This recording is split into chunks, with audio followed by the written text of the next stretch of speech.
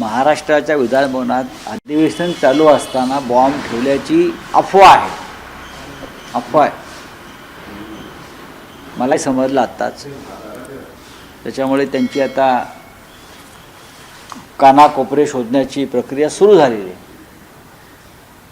आता महाराष्ट्रामध्ये देवेंद्र फडणवीस यांच्यासारखे सक्षम गृहमंत्री असताना मला असं वाटत नाही की विधानभवनामध्ये कोणी बॉम्ब ठेवण्याचं धाडस करते. कारण इतका महान गृहमंत्री आम्हाला लाभलेला आहे. गृहमंत्री म्हणून ते काय करतात हा संशोधनाचा विषय. पूर्वीच्या काळामध्ये जॉर्ज फर्नांडिस वगैरे विरोधी पक्षाचे प्रमुख लोक होते आणि बणीच्या काळात जॉर्ज साहेब त्यांनी बॉम्ब बनवले होते हुकुमशाही विरुद्ध लढण्यासाठी. पण आता तुम्ही ज्या पद्धतीची हुकुमशाही या देशात आणि राज्यात सुरू आहे, विरोधकांना मान वर करूच द्यायची नाही. त्याच्यामुळे विरोधकांकडून या गोष्टीचा आम्ही फक्त निषेधच करू शकतो. पण नुसती अफवा जरी पसरली असेल की बॉम्ब ठेवलाय बॉम्ब ठेवलाय, कोणी फोन करतोय बॉम्ब ठेवल्याचा,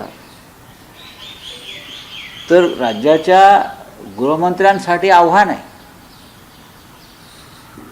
त्याच विधानभवनाच्या बाजूला सकराला दहशतवादी हल्ला केला होता. असू द्या तर इस्रायली इमारतीवरती हल्ला केला होता.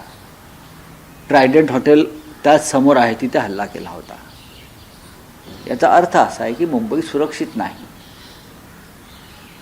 मुंबई भीतीच्या सावटाखाली आहे. आणि महाराष्ट्राचं गृह खातं, महाराष्ट्राचं पोलीस दल, महाराष्ट्राचं इंटेलिजन्स हे फक्त आपल्या राजकीय विरोधकांमध्ये फोडाफोडी करण्यासाठी, दहशत निर्माण करण्यासाठी वापरलं जातं आहे. त्याच्यामुळे गुन्हेगारांचा, दहशतवाद्यांचा ची मानसिकता अशी आहे की इथे आपण काही केलं तर आपल्यापर्यंत पोलिसांच्या हात पोहोचणार नाही. मी ईश्वराकडे प्रार्थना करतो की फक्त अफवाच ठरू द्या, अफवाच ठरू द्या. विधानसभेचं अधिवेशन सुरू